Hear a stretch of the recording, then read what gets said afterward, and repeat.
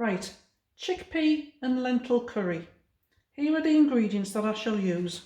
Chopped onion, chopped ginger, crushed garlic, small tin of chopped tomatoes, a tin of chickpeas including the juice that it comes in, a big handful of red lentils rinsed, 3 or 4 cubes of frozen spinach, about 300 ml of water, and various spices. I'll be using chilli, garam masala, cumin, ground coriander, turmeric, green cardamoms, cloves, black cardamoms, fenugreek leaves, and maybe some curry leaves. I haven't decided yet.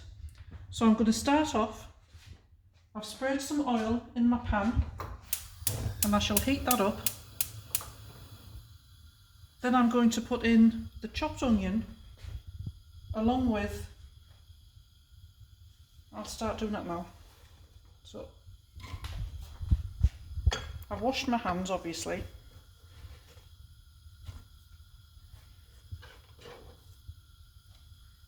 So that's in there. With that I shall put 2 black cardamoms. If you haven't got black ones you can put green, that's fine. A couple of cloves and a teaspoon of fenugreek leaf seeds.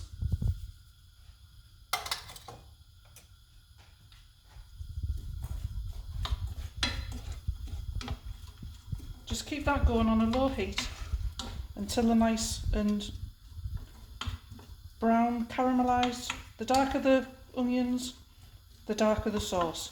So I'll pause the video now and I'll come back when that's finished. Right, so as you can see they're nicely browned and what have you. If the pan gets a little bit dry you can add a splash of water and just keep going like that. So for me that's a nice colour. You can have them lighter or darker, but to me that's just about right. So the next ingredients I'm going to put in will be the grated ginger. Now there's a good thumb-sized piece of ginger there, peeled and grated, and then there's 2 cloves of garlic crushed. So I'll just quickly stir that in.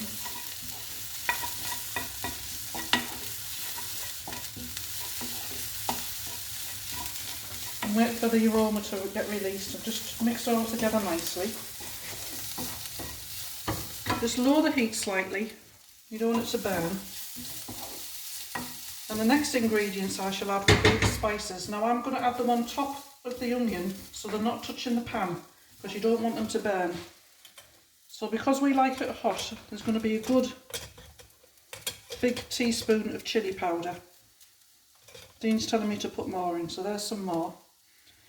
Then there shall be a teaspoon of ground coriander, the same of ground cumin, and about 3/4 of garam masala,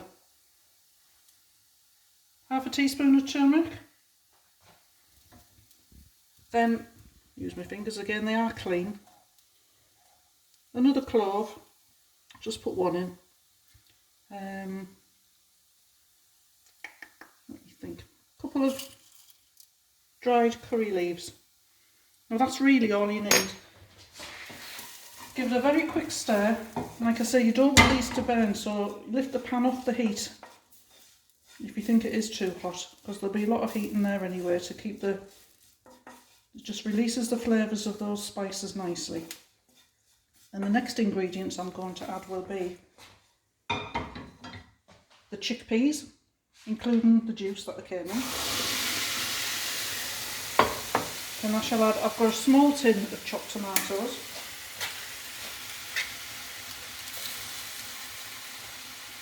Add that in. There's about 300 ml of water there. I'll see what it looks like when it's doing its business. And then the red lentils. And they've been rinsed. You must rinse them. Give that a good stir.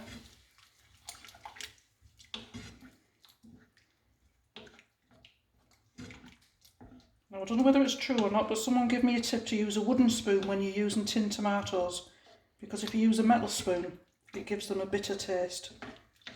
so I've always just used a wooden spoon. So bring that to the boil and then let it simmer, I would say for about half an hour. Add more water if you think it's getting a bit dry, because you want a bit of sauce. And you'll know when it's cooked because the lentils will be nice and soft looking. So I'll come back in about half an hour when that's all nicely cooked. Right, what I've decided to do, because I'm not too sure how long the video I can pause it for, that's just about coming to the boil. So I'm going to add in now the frozen spinach. You can use fresh at the end if you want to, but this is really cheap, it's just as good, and since it's going in a curry anyway, it's perfect. So that these will all melt and blend into the curry, and it'll look absolutely delicious. So what I'll do is I'm going to keep on cooking this now. I'm going to stop the video and then I'll come back at the end and show you a picture when it's done. You can add salt if you want. I don't cook with salt. I might add some pepper. You can taste it at the end and you can adjust it yourself. So that's it. Okay, so there we have it. Everything's nicely cooked. You can see that the spinach is spread well out. You can put more in if you want. I have added maybe a couple of 100 more ml of water because it was drying out a little. But you'll be able to judge yourself when you're cooking it. For the chapatis, I will post a link to the recipe in the comments because I like to make them fresh just before we eat them. So I don't want to really be filming that, to be fair. But they are very simple. If you've got any questions, let me know. I hope you enjoy it.